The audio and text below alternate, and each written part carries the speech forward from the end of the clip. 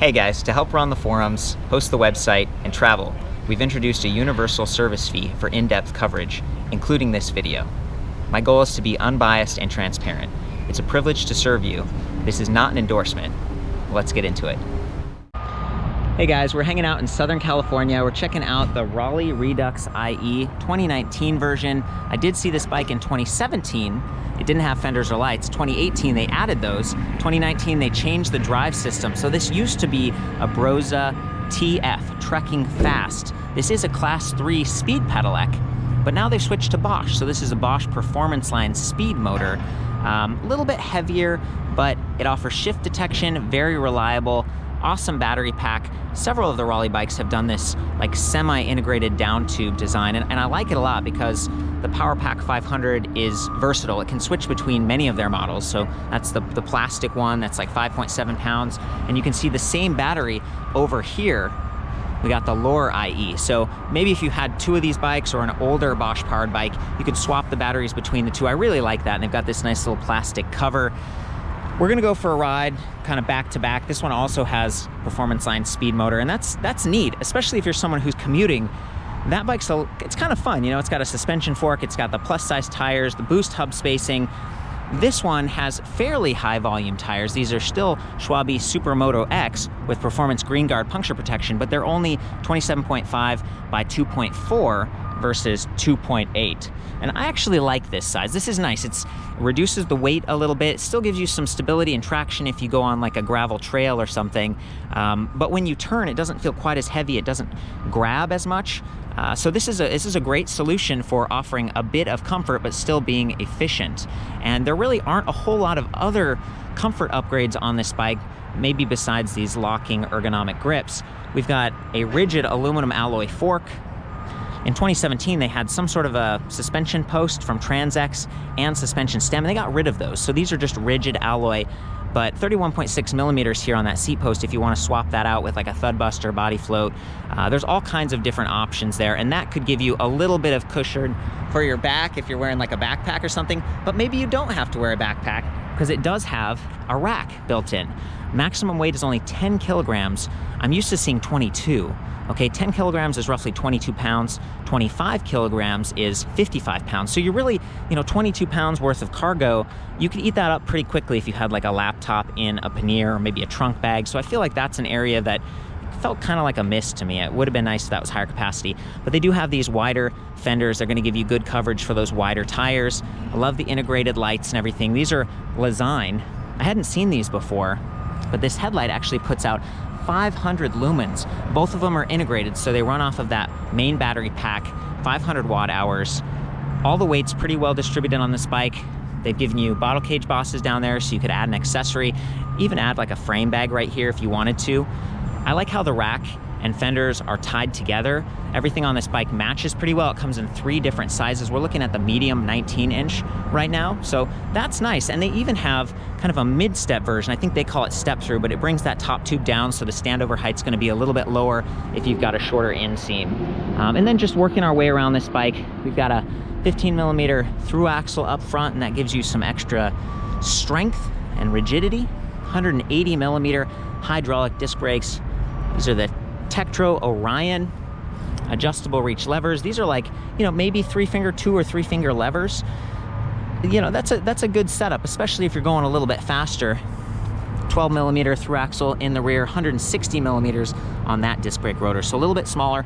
A lot of your weight shifts forward when you're stopping, so having a bigger rotor up front dissipates the heat and gives you a nice mechanical advantage. They do have an adjustable length kickstand. It's far back from the crank, so you're not gonna have any heel strikes as you're pedaling.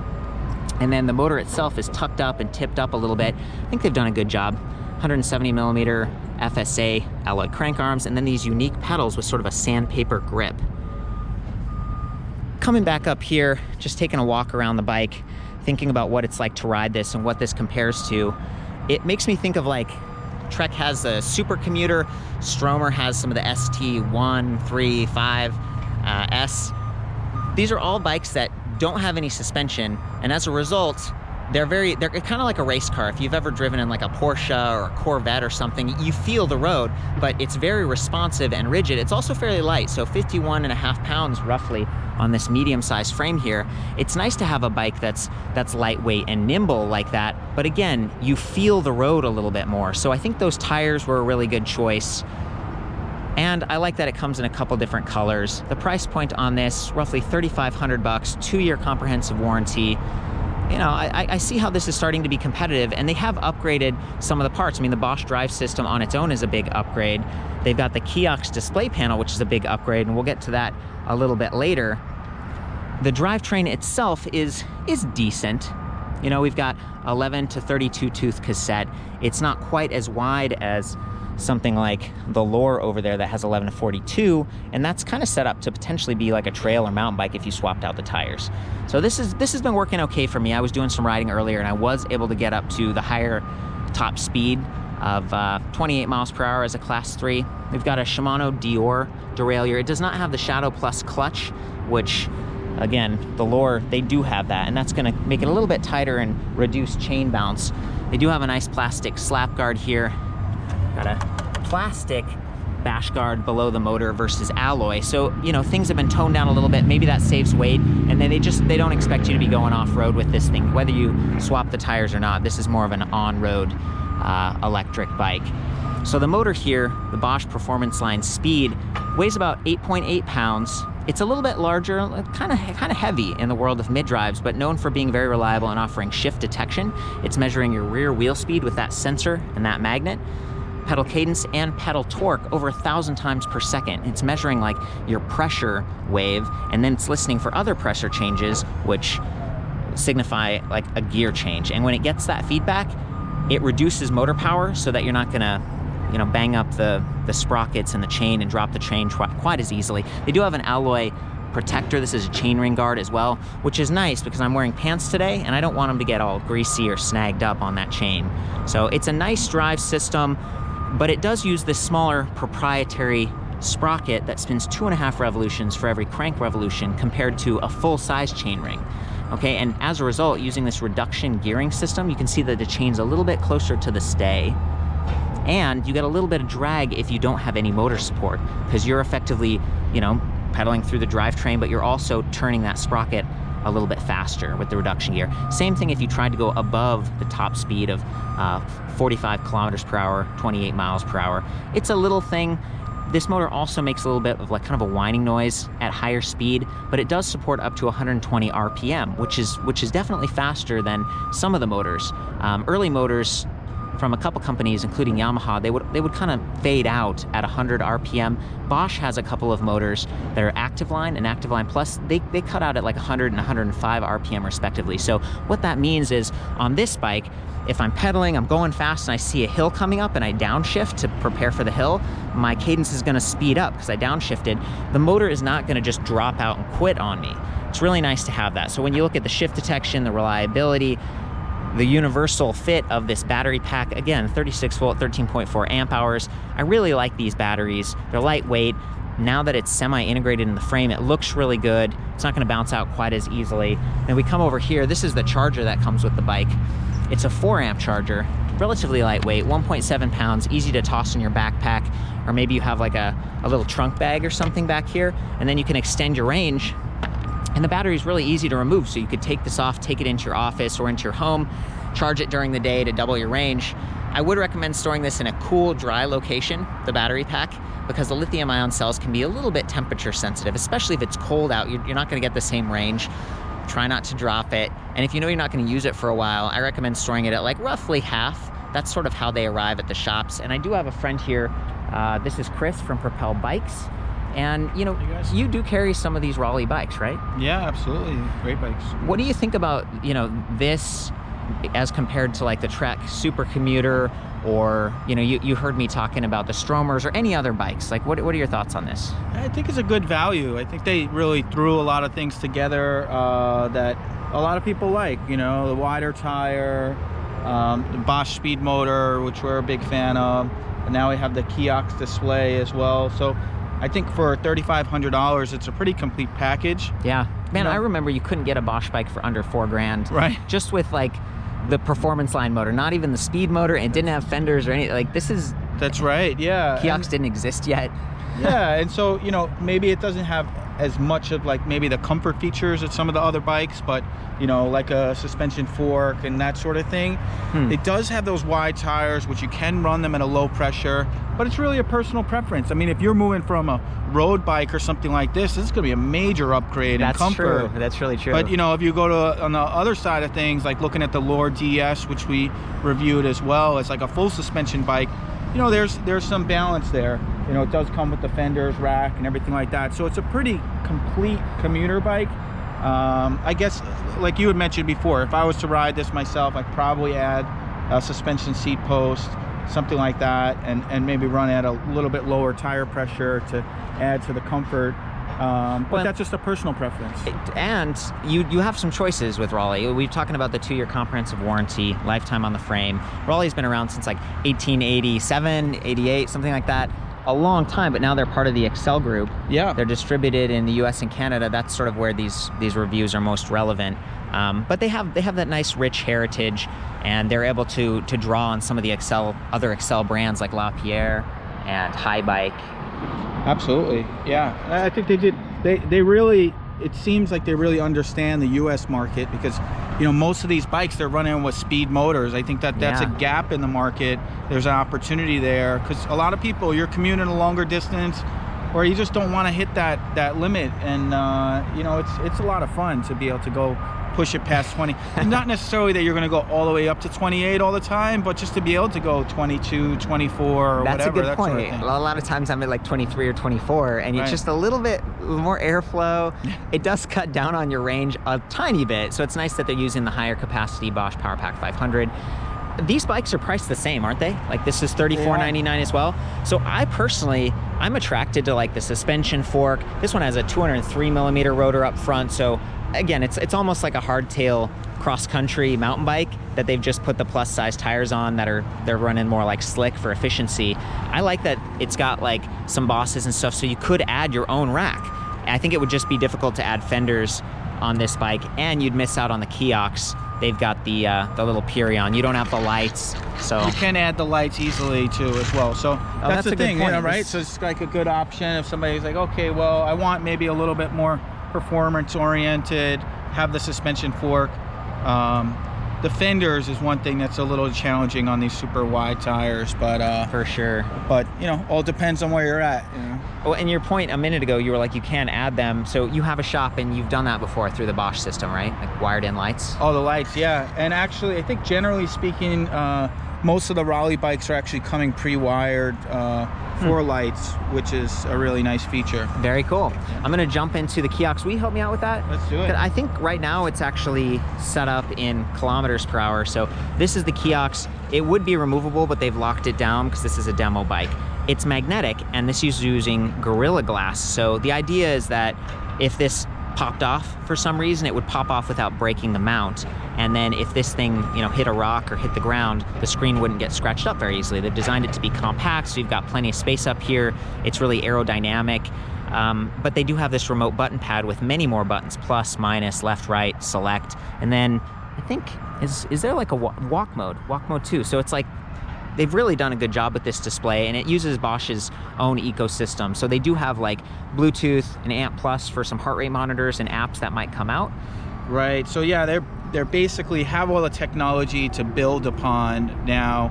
And you know, I think they were in some ways in a rush to get something out there to start with, but now anybody that buys a bike with the kiosk display, they kind of are future-proofed into having a lot of technology available to them. The one thing that's available right now is to connect to a heart rate monitor, so you can actually see that on the display, like which an is Apple quite Watch, nice. or maybe like a chest strap. Exactly. And then and I think pretty soon they'll be launching a phone app and some of these other sort of things, which will be extend it quite a bit more in comparison. Okay, so to get this thing going, battery's all charged up. We just press the power button here. And then next to it is a light button. But by default, these lights have been turning on automatically, and that's a pretty good safety feature. Again, 500 lumens, that thing is super bright. And then that rear light, I like the positioning of it because it's not gonna get blocked. Some of these lights are built into the saddle. I've seen that on Trek bikes or other bikes. And then, you know, if you put a trunk bag, it's blocked. Panniers can block it. So this is actually a decent solution. 11 lumens, 2 LEDs in that rear light, not bad. Yep, like, had you heard of Lezyne before this bike? Yeah, I think these are their first e-bike lights that they're producing. They actually launched a full set of e-bike lights just recently. Huh. But historically, they've been known more so for USB rechargeable lights and that sort of thing. And they make really nice products. It certainly seems like it. And I like how with the kiosks, there's actually a dedicated light button. So if I press that, I can turn those off. And that seems kind of rare. I don't know if that's going to be in the final build or not. These are kind of demo bikes a little bit, but I like that they've got a dedicated light button. Everything else is external over here. So the main readout, it shows your assist level. It starts in off, which is kind of gray. And then as you press the plus or minus buttons, it goes up to Eco, Tour, Sport, and Turbo. And you see how the colors change. So even if you're way up here and you can't really read it, you should get a little bit of peripheral feedback about what level of assist you're in. And red being turbo, that's the one I test in most of the time because it produces the most noise and gives you guys the most visceral feedback. So we've got a battery capacity percentage right there, which is nice because a lot of the other displays, including the Purion and the Intuvia, it's just like 5 bars. And in fact, the battery has like a little LED readout, and that's 20% steps versus 1%. So this is much more precise. We've got a clock in the upper left, and then again, we're in kilometers per hour right now. We're gonna change that in a minute. If I arrow to the right, we've got just different menu layouts. So clock, range, trip distance, trip time, power, cadence. So that's how fast you're pedaling. Kind of neat. Average speed, max speed. Whoa, this bike's been almost to 60 kilometers per hour. Wow, that's fast. Distance, beats per minute, so that was like the heart rate feedback, heart rate. And then now you can actually cycle around. Well, maybe this one's not up to date. A minute ago we were looking at one of the other bikes. It was the Lore DS, the full suspension version. It also has the kiosks, and that one's what, like $5,600? Or was it $4,600? Is it $4,600? Okay, versus $35. Okay, Yeah, I'm getting, right. okay, it's pretty, that's not bad. And that one, it must have had a software update because it let me circle around. But in this case, I'm gonna have to click all the way back over to the left. The last menu is just a big battery percentage clock, and then settings. If we press that select button, we get into settings here. Oh, you know what? We can't change it. So yeah, this is definitely a sample display.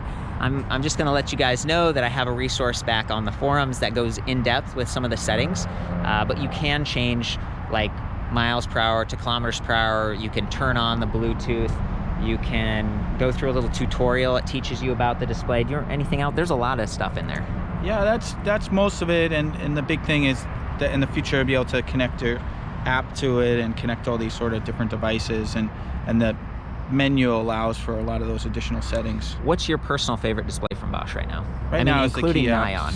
I mean, including Nyon or including Kobe. If you really want to go full spectrum there. I really like the kiosks. I'm optimistic about the Kobe, but I think the kiosks would be my favorite. Yeah.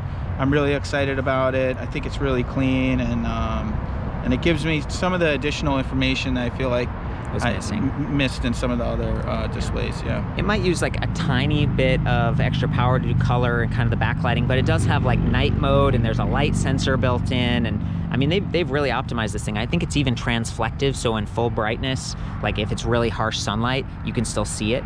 That's right. Yeah, Bosch does a good job with their stuff. And auto brightness adjustment. That's right. Pretty cool. And maybe even like on this light, we were talking about that too. Do they have some sort of auto brightness? Yeah, I believe so. I believe the Lezyne light has that functionality, like the daytime running light sort of thing. I'm just gonna take another step back and look at this thing. You know, I rushed through all the specs and everything, but I think it's actually a pretty handsome bike. Like honestly, at first I was looking at this thing and I was like, no way, like I'm gonna get something with suspension. But then I took it out for a ride, and there's just a feel to it with like the slightly narrower tires, and the lack of suspension isn't such a big deal when you have the bigger tires. So, okay guys, I wanted to do kind of a speed ride with the Redux IE. I like that they put a kickstand on this bike because I was looking at the Raleigh Lore, and it's a hardtail. and it's kind of an urban setup with the Supermoto X's. It actually has plus size tires versus 2.4 on this one, and didn't have provisions. So high-speed bikes can sometimes, you know, you'll hear this thing like bouncing around a little bit, and that can be a little bit annoying, but it's nice to have if you're parking this in your garage. So I just wanted to call that out. And then yeah, 27.5 by 2.4. The PSI range is 30 to 55. So considering this is a all rigid frame, aluminum alloy fork, lowering that tire pressure a little bit is one way that you could create a little bit more comfort. And then right there with a 31.6 millimeter rigid post, you could put a suspension post there and it would probably feel a lot better. Bosch Performance Line speed motor. Just gonna boot up the kiosk here. Should just, there we go. Take it all the way up to, there we go, turbo, and go for a little ride.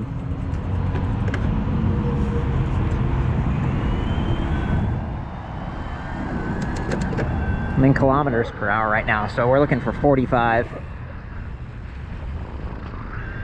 Feeling pretty nice. The ergo grips and everything. 40. Nice Tesla. Oh, yeah, I definitely felt that bump. Switching up to a higher gear. There we go, come on. Struggling to get the 45 a little bit. There we go, we just about hit it. You do have to work a little bit to get that top speed on this bike. The Bosch drive system, a little bit more efficient. Woo! And then in terms of like wind resistance and stuff at those higher speeds, you are taking out some of your range. You know, in fact, let's see here, if we go scroll over, range 56 kilometers is what they're estimating right now in turbo versus, let's see here, eco 152. So see, very significant. It's like 3x depending on what level of assist you're in. And now I'm definitely exerting a little bit more effort to climb this hill. Take it back up to turbo. Yeah. Whew, kind of out of breath. Trying to hit that high speed a second ago. Still feeling pretty stable with those bigger, relatively high volume tires. Schwalbe makes good stuff, puncture resistant. Kind of floating along here. Very nice.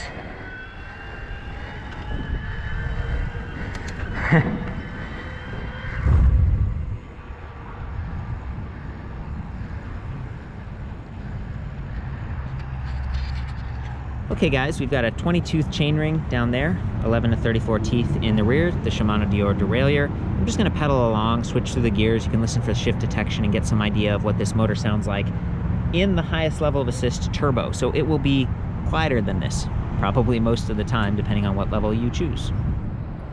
So that 20-tooth, it spins at 2.5 revolutions per crank revolution, so 20 turns into the equivalent of a 50-tooth traditionally sized chainring. So just for reference there. There we go.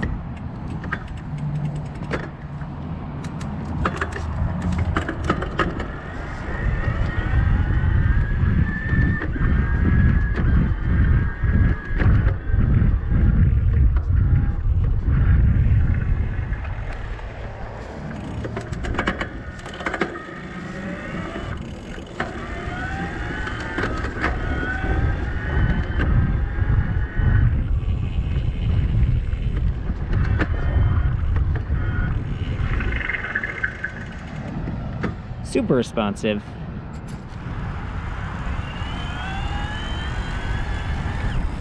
There we go, we're in the, let's see. Turn on that headlight again.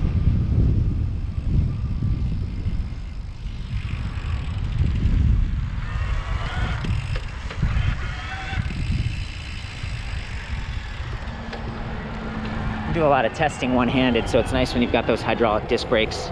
They don't take nearly as much hand effort. And there we go, there's the headlight. Some of the backlighting on that display.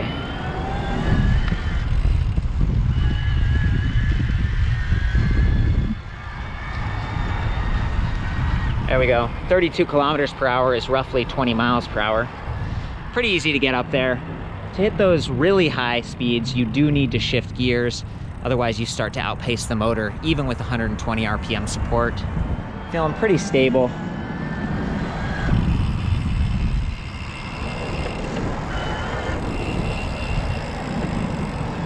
Beautiful.